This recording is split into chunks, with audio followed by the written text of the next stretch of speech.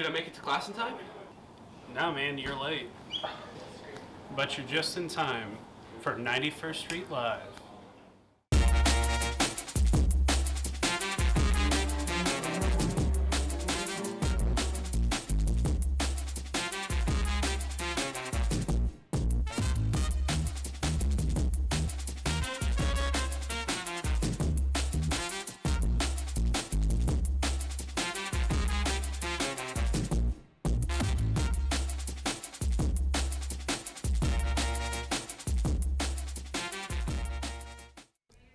Good morning, Riverside. My name's Carlos Galvez, and welcome to 91st Street Live. How are you feeling? I'm so excited. I'm Beyonce, and we're your hosts.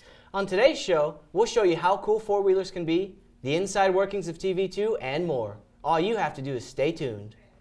First up, we have a fun fact segment. What's a fun fact you can think of?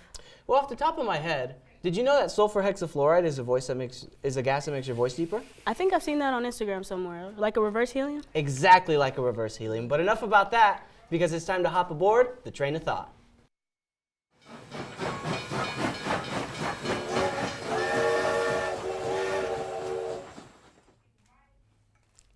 Welcome aboard the train of thought. Today's route will take us down where it's better, down where it's wetter. That's right, we're going under the sea. From the outside, jellyfish don't seem to have much going on. They don't even have a brain. But did you know that some jellyfish have eyes? You're more likely to be stung if you're pale, as jellyfish can see dark objects better than light ones. I guess that means I shouldn't go in the ocean anytime soon. They're also closely related to other animals. These include corals, anemones, and hydras, which are tiny and less cool than they sound. Though sometimes the jellyfish might not be a jellyfish at all. This Portuguese man-o-war, known for its tentacles that go to 165 feet, is actually a colony of hydras. And comb jellies? They're not related to these at all. Crazy, right? Anyways, this looks like our stop. I hope you liked learning about jellyfish and their imposters. See you next time aboard the Train of Thought. Thanks, Bailey. Never knew there was so much to jellyfish. They seem so simple until now. As much as I love those facts, though, it's time for our next segment. Next up is Creative Corner, where we interview someone and show off their interest. Maybe you'll find a new way to pass the time or realize you have something to show off yourself. Today, we have Connor Burkett from Medical Science. He's here to show us how cool four-wheelers are. Let's check it out.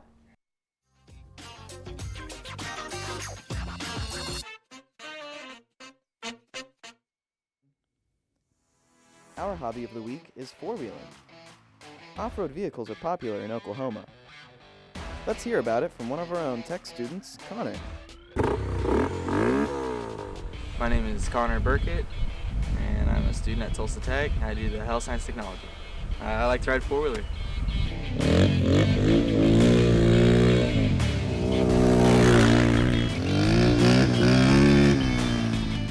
We're down here by Keystone Lake at Appalachia Bay off-roading area, and it's like $5. You can come all day, do whatever you want, or basically. Just don't speed around the parking area, otherwise you might get a ticket. I've been riding my four-wheeler, this one. I've been riding this one for about 2 years, but I've been riding four-wheelers basically ever since I was about 6 years old. I started riding four-wheelers because my dad just bought me like a little one, and it's just been fun ever since, a little adrenaline rush. It's just something I enjoy doing. Out here, weather, we live in Oklahoma, it's something different every day. You might have high water, low water. You don't want to come too fast around a corner, otherwise you're going to get a face full of tree. Going into the water, you could lose control, fly off. You could roll your bike, because the people on dirt bikes, they like to wear down one side of the trail, and so you're trying to fight that so you don't roll your four-wheeler. Then you just got normal stuff that goes wrong, and you just got to fix it. A donut on a four-wheeler seems like the coolest experience ever. I can't say I disagree. I never thought I'd be so invested in four-wheelers of all things. Think you'd ever be brave enough to drive one? Well, I've ridden on the back of one when I was 7, for a birthday gift with my sister. But I want to buy my own motorcycle, so I'd be down to learn how to ride a four-wheeler. Okay. See, the driving part seems easy. It's the donuts that will literally lose me. Oh, it looks like it's time for break. We'll have more fun segments to watch after these messages.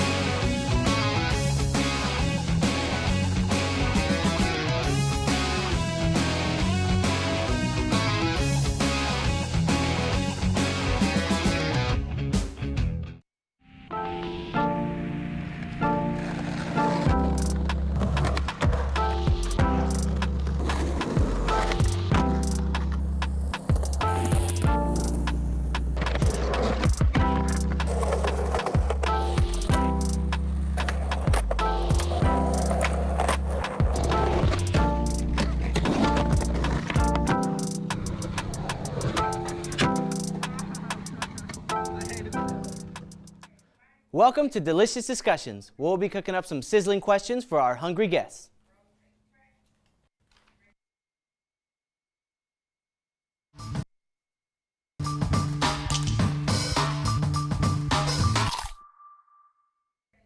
Joining me today in the studio is Tulsa Tech alumni, Brooke Cowan. Hello. So, Brooke, tell us a little bit about yourself. Okay, well, my name's Brooke. I'm 18 and I was a 2019-2020 student here. Oh, that's cool, that's cool. What program did you take? I was in private pilot ground school. Oh, okay. So what did you do in private public grounds? Well, we went over a lot about like the airframes and then like the aerodynamics and the math and science behind everything, including the history of it. Oh, wow. Yeah, it was pretty cool. Yeah. We did some projects as well. Oh, that's nice. Well, this isn't as exciting as driving planes, so we're making pancakes today. All right. Now, I've never made a pancake before, so hopefully I don't kill you. But what do you usually like on your pancakes? I'm a peanut butter and syrup gal. Really? Yeah.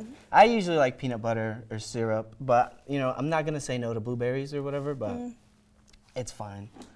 Now, so you mentioned you were in Tulsa Tech. Yes. Pretend I was a student interested in starting to drive planes and all that. What is one key takeaway from that program? Well, I think the first thing you learn is that you don't drive planes. I think you fly them.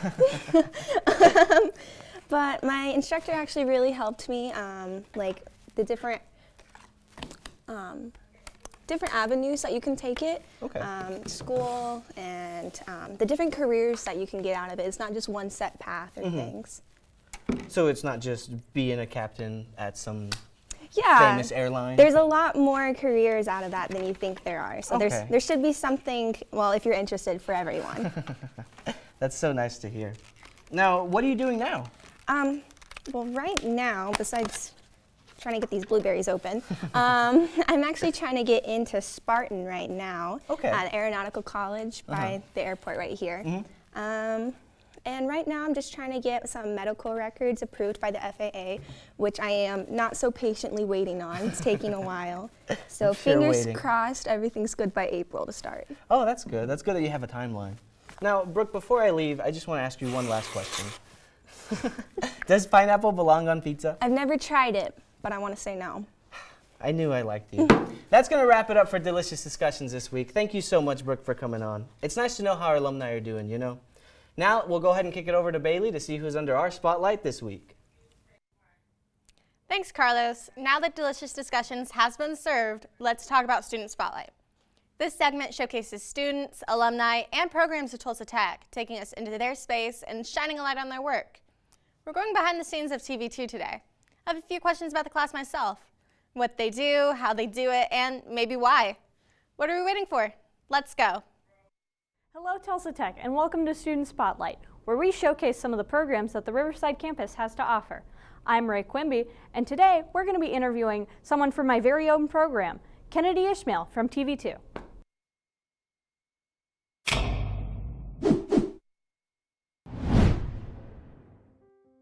What's your favorite thing that you've done this year in this class? My favorite thing that I've done this year, there's two of them. We did an A-story project, and that is just kind of an interview that we did, and I don't know, we just kind of chose anything that we wanted. So we picked a subject. I did it over art. And we also did a short story. The whole class did it, and it was a group project, and I was the director of it, so that was a lot of fun. Well, like closer to them, but like more behind them. Yeah. If someone came to me and they said that they were interested in the program, I would say go for it. It's a lot of fun. You get to do a lot of things. You learn a lot of things. You learn how to work a camera. You learn how to set up lights. You get connection opportunities. You learn about different workshops that are around, and just it gets you so many opportunities, so much experience, and a lot of connections. Cut. All right, love it. Doing great. I think this thing is done. You know, I knew some of what TV2 did, but it's nice to hear more about the program. We're most likely going to be in there next year, so it's good to take a peek at what equipment they use. Or the projects they do. Oh, it looks like we're about to sign off. I think we've had a pretty good first episode, though. You know, me too. All that's left for today is a performance by Chaz, Drew, and Ian to top it all off. Nothing like some good music to end a show. But what are you looking forward to see next time, Bailey? You guys making grilled cheeses just so I can get hungry and eat something after? Well, I'll make sure to save you one. I heard next episode Spotlight's going to focus on multimedia. And as for Creative Corner, Andrew Bull will be telling us all about dance. And to top it off, we'll have a music performance by Caden. I can't wait for it all, but for now, it's high time we leave. See you next time on 91st Street Live.